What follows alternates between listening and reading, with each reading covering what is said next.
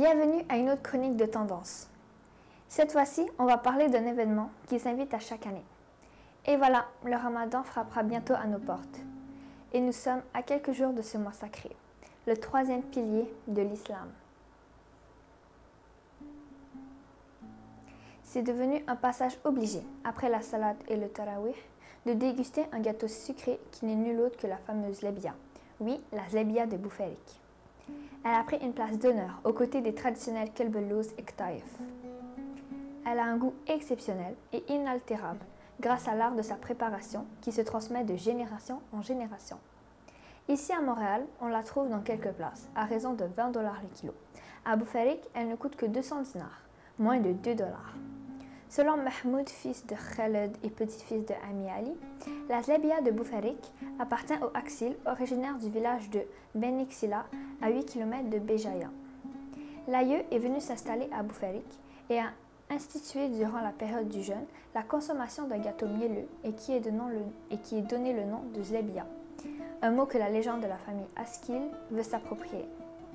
On dit qu'une femme de la grande famille était enceinte et en l'entourant de petits soins, l'aïeux oubliera une pâte sur le feu, pâte qui deviendra ce qui est connu aujourd'hui à partir de l'interjection Zelabia, signifiant « le sort a agi contre moi ». La maman Khalti Saliha rappellera également la zlébia reçue par les Moujahidines et Mousselibines en prison et dans les montagnes anciennes combattantes.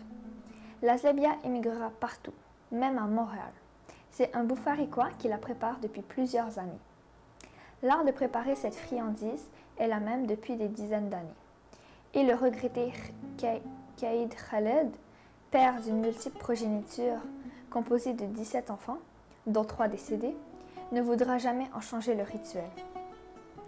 Disparu en 1998, à l'âge de 77 ans, il avait toujours voulu bien manger et bien nourrir ses enfants, qui grandiront dans l'ambiance de la préparation de la zlébia et qui attirera une clientèle venant de chaque jour de ce mois sacré, de Tizi Ouzou, de Boumerdès, de Tipaza et qui a même des adeptes dans l'Oranie. 3 conditions pour réussir une bonne zlébia: une bonne pâte, un bon sirop et un bon lancer d'entonnoir. La composition de la pâte est tenue secrète et toutes les tentatives pour pénétrer dans l'antre de l'alchimiste seront vaines. Semoule, huile, sucre, sirop de miel, poêle, bassine, entonnoir, louche, ciseaux, égouttoir, tabouna se trouvent dans la cour arrière, mais des vigiles empêchent poliment le passage. Faisant partie du décor de la Maïda de Ramadan, la zlébia des Aksil est répétée à l'infini par d'autres familles qui veulent également s'approprier le label. Mais la bouche à l'oreille dans la région de Michida impose le détour uniquement par le 55 de la rue Mohtari. On vous donnera une légère recette, non officielle. Pour la pâte, 1 kg de grosse semoule, 2 cuillères à soupe de levure de boulanger, 1 cuillère à soupe de sel. Pour le sirop, 3 mesures de miel, 1 mesure d'eau, 1 demi-mesure d'eau de fleurs d'oranger. Dans une terrine, mettez la semoule tamisée, la levure de boulanger délayée dans l'eau tiède et le sel. Mélangez en y ajoutant de l'eau progressivement jusqu'à obtention d'une pâte ayant la même consistance que la pâte à berrir.